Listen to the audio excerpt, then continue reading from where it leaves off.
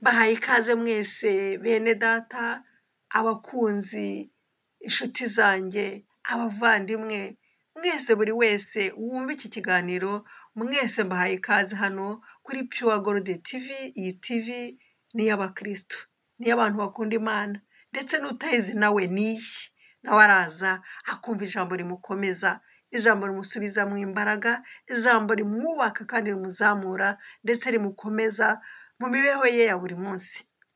Ijambo tugiye gusoma turarisoma muri Bibiliya yera, kandi iri jambo iyo turisomye tuba turimo tuganira n'Imana.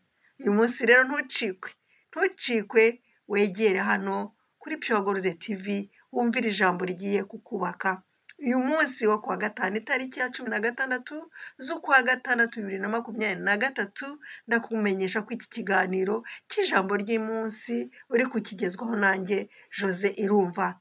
Nkuko tubimenyereye hano, nkuko tubikora, navuga ntabwo ari umugenzo se n'umuhango, navuga ni uburyo dukora, nuko tubyizera, nuko tubyiringira, turasenga nk'umuco wacu, umuco wa gikristo.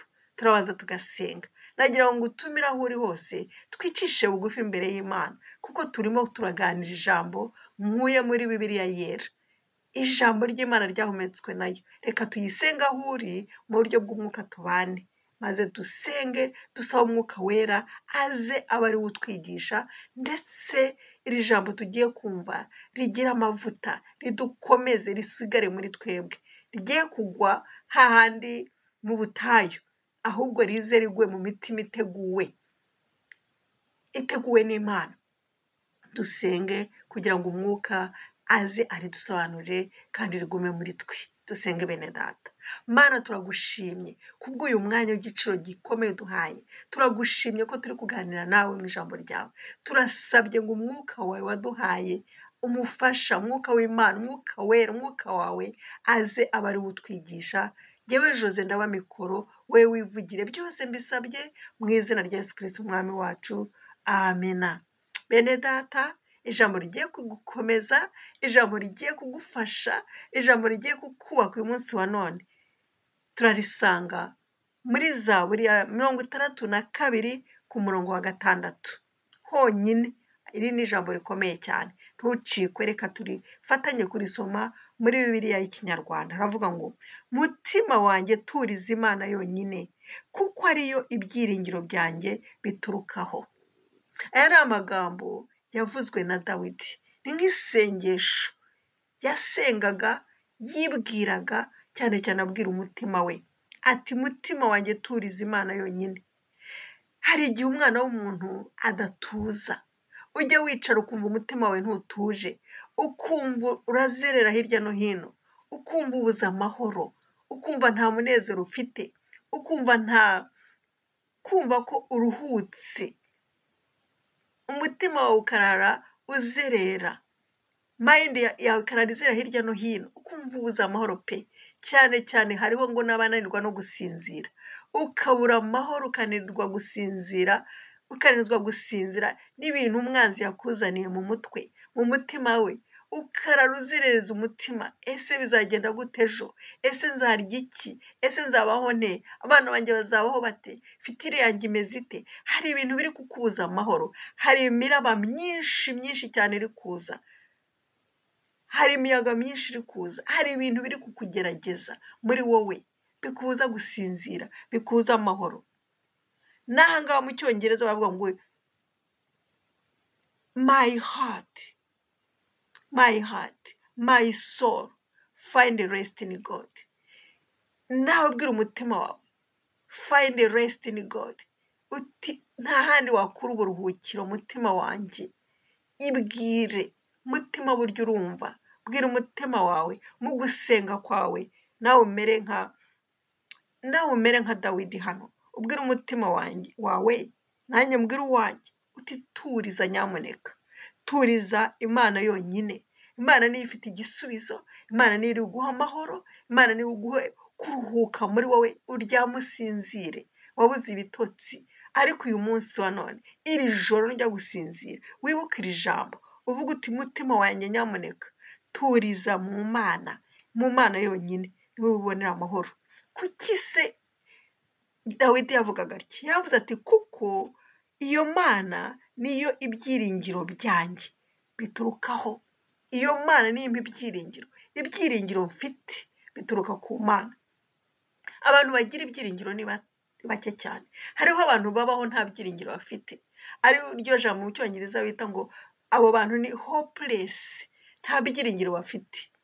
Ntabwo bavuga bati ejo tuzabaho, ntabwo bavuga bati mfite ibyiringiro byo kuzabona ubugingo buhoraho. Nta byiringiro bafite.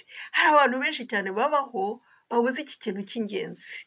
Ibyiringiro ni ingenzi mu buzima. Twibuke ko Dawidi wavugaga ibi, wabwiraga umutima we, wari warabuze amahoro, wari warabuze kuruhuka muri we, yari umwami. Yari afite byose, yari afite ubutunzi, Imana yari yaramugize umwami, yari afite icyo ashaka cyose, ariko yarabuze amahoro, yarabuze ibyishimo, yarabuze kuruhuka muri we nta kuruhuka yagiraga. Roho ye ntabwo yatuzaga, roho ye nta buruhukiro yabaga ifite. Ntabwo kuba umwami no kugira ubutunzi bitanga amahoro. Ntabwo kuba ufite ibya mirenge bitanga amahoro. Ntabwo bitanga ukuruhuka muri wowe. Aha ni ryo jambo rije aha ngaha umunsi wa none rivuga ngo bwira umutima wawe ko nta wundi utanga kuruhuka, ni Imana yonyine. Nta wundi utanga ibyiringiro bya bindi abantu badafite, babandi hopeless, twita hopeless, badafite ibyiringiro namba, badafite ibyiringiro by'ubuzima, badafite ibyiringiro by'imibereho, badafite ibyiringiro by'ijuru. Nta wundi utanga ibyo byiringiro, ni Imana. Mbese mwene data, iyi Mana niba koko warayumvise, witwa mwene data, waramenye agakiza, iyi Mana uracyayifite? Uracyagendana nayo? Uracyayireka ikaguha uburuhukiro muri wowe? Uracyasenga ukavuga uti umutima wanjye sinzira, reka nsinzire, roho yanjye ruhuka, nsinzire neza iri joro? Ese uracyareka Imana ikayobora umutima wawe, cyangwa urayitirirwa? Ujya mu rusengero ugakoma amashyi, bakayakoma nawe ukayakoma, ariko wataha ntusinzire. Imana irakuzi, iragukunda. Ibi ni ibyiringiro Imana ishaka kuguha umunsi wa none. Niba warabitaye, uyu munsi ni ukugaruka. Garuka ku Mana, subira ku Mana, nujya gusinzira wiragize Imana. Ubwire umutima wawe, ubwire roho yawe, utituriza Imana yonyine. Gira amahoro, tuza. Imana irabizi, izi bya bindi ukeneye, izi bya bindi uraramo, ya mishinga urara wibaza, irabizi, izabitunganya. Ijambo riratubwira ngo mushake ubwami bw'Imana mbere na mbere, no gukiranuka kwayo, ibindi muzabyongererwa. Igirira amahoro mwene data. Iri ni ijambo rije kukubwira ngo tuza, gira amahoro, gira umunezero. Yesu Kristo twaramuhawe nk'umukiza. Nagira ngo hamenyeshe abantu batazi Yesu, batazi agakiza, badafite amahoro muri Yesu, yuko Yesu Kristo niwe utanga amahoro. Numwakira ahora akomanga ku mutima wawe, mukingurire, numwakira agira amahoro. Imana data wa twese niyo yaduhaye Yesu Kristo, kandi Imana nkubwira wowe utarayimenya, na Yesu ni kimwe, ni umwe. Niwakira Yesu Kristo w'umutima wawe umunsi wa none, uraba ufite iyo Mana. Amen. Umutima wawe uranezerwa, uragira ibyishimo umunsi wa none, uraruhuka, uraryama usinzire. Ndakubwiye, ab'isi ntibasinzira. Naho hari abami, naho hari abaperezida, naho abafite ibya mirenge, abacuruzi bafite byinshi, bafite imishinga, bafite za kampani bavuga ngo twagezeyo, ariko benshi ntibasinzira kubera imitungo yabo. Nyamara wowe ufitiye Yesu, urya ikijumba kimwe cyangwa unaburara, umutima wawe uratuje. Iki ni ikintu cy'ingenzi benshi badafite. Komeza Yesu ufite. Nawe utaramumenya umunsi wa none, nakubwiye ko turangiza iki kiganiro wamumenye.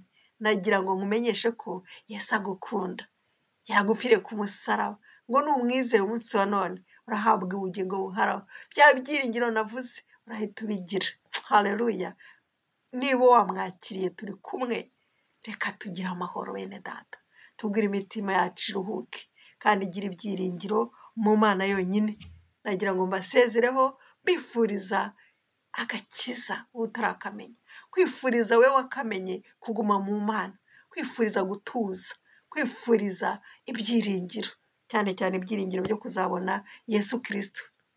Mana turagushimye ko uri kumwe natwe, turagushimye ko waduhaye Yesu Kristo akatuzanira ubugingo, akatuzanira ibyiringiro, tukaba dufite ibyiringiro by'ijuru, tukaba dufite ibyiringiro by'ubugingo buzahoraho iteka. Haleluya, turagushimye Mana. Komeza ubane na bene data ndabasabiye, abatarabona agakiza ndabasabira kugira ngo bakabone, ababonye Yesu nabo babonye Imana bagumemo, bagire ibyiringiro, bagire amahoro n'umunezero, kandi bagire ibyiringiro by'ijuru tuzahurira i Siyoni. Urakoze Mana kubyumvise, byose mbisabye mu izina rya Yesu Kristo umwami wacu, amen. Nshuti zanjye, bavandimwe, bakunzi b'Imana, bene data, dukomeze kuri iyi Mana, tuyikomereho. Imana Dawidi yavuze, ntabwo amafaranga yatanga amahoro, amafaranga si yatanga umunezero, amafaranga ntabwo ari yatanga kuruhuka, ahubwo komeza iyi Mana, izaguha kuruhuka, uryame unezerwe, ugire ubuzima bwiza, ikirutaho izaguha ibyiringiro by'ijuru. Tuzakomeza ubutaha, Imana ibahe umugisha.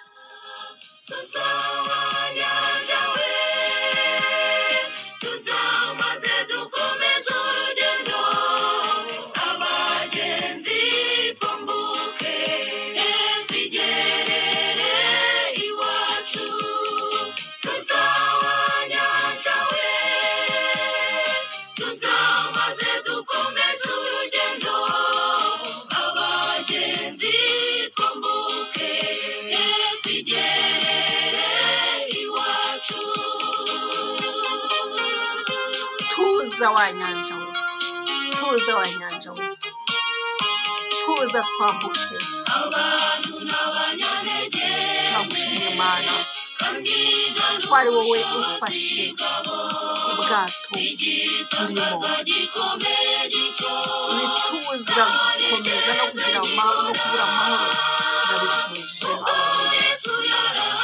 Turagushimye ajya inyanja yose, mu nyanja haboneka amahoro, nkamuka bishimye. Yesu Kristo turagushimye. Nimuze tugende, Yesu arahari, Yesu niwe musare wacu utubije inyanja, mu mitima yacu birimo byose atuza amahoro, arabituje umwanya w'Imana.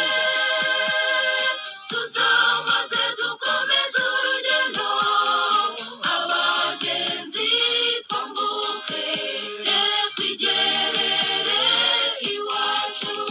Amen. Tuzaba nyanja we, tuzamaze dukomeze urugendo, abagenzi twambuke twigerere iwacu. Amen.